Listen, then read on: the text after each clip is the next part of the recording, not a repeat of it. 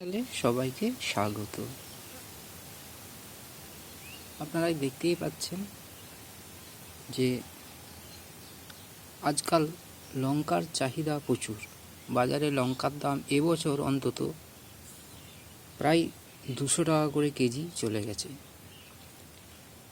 সঠিক চাষাবাদের অভাবে আজকে বাজারে লঙ্কার দাম খুবই বেশি। তো আপনারা যারা লঙ্কার জন্য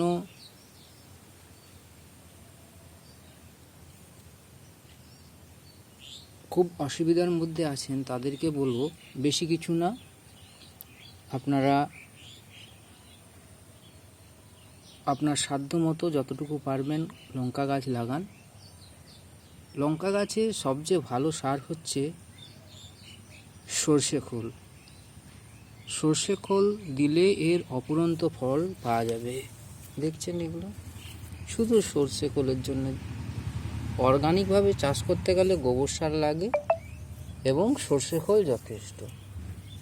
তবে হ্যাঁ, গ্রীষ্মকালে এর একটা থিপসের আক্রমণ হয়, মাইট থিপস এইসবের আক্রমণ হয়ে যায়।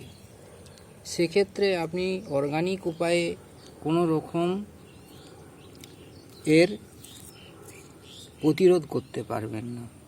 এই জন্যে আপনাকে দুটো উপায় বেছে নিতে হবে, যেটা হচ্ছে রাসায়নিক পদ্ধতিতে।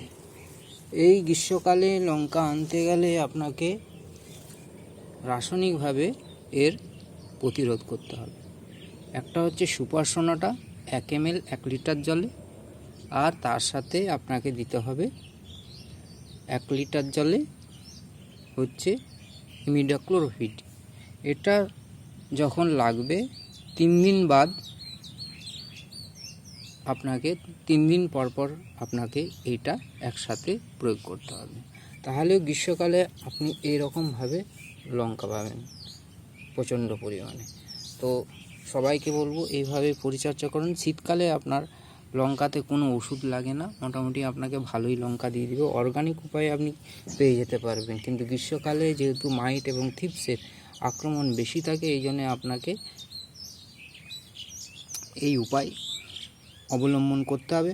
অথবা যদি আপনি অর্গানিকভাবে এর উপায় বের করতে পারেন, তাহলে কাকা বলে একটি ওষুধ আছে, সেই কাকা ব্যবহার করতে পারেন, কিন্তু অতটা কাজ হবে না।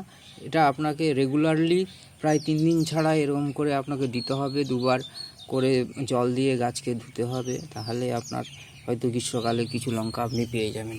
তো লঙ্কা গাছের পরিচর্যা গ্রীষ্মকালে খুবই শক্ত হয়ে ওঠে, কিন্তু শীতকালে আপনি অপুরন্ত ফল পাবেন অর্গানিক উপায়ে, যেটা খোল সার ব্যবহার করলেই আপনি পেয়ে যাবেন। আর শীতকালে একটু অসুবিধা হয়ে যায়।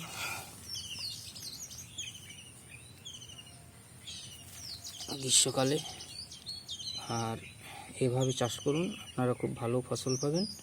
আর এর খোল জলটা মেনটেন করবেন। এরা সবচেয়ে ভালো ওই এনপিকে বলতে আপনারা জৈবভাবে খোল সার দিবেন। 2 রাত ভিজিয়ে খোলকে তারপরে আপনি গোড়ায় দিবেন, মানে সারা বছরই আপনার লঙ্কা পেয়ে যাবেন। তবে লঙ্কা গাছের যেটা গ্রীষ্মকালে সেটা ওই আমি যেটা বললাম সেটা ব্যবহার করবেন, ঠিক আছে? তাহলে আপনি প্রচুর পরিমাণে ফসল পাবেন।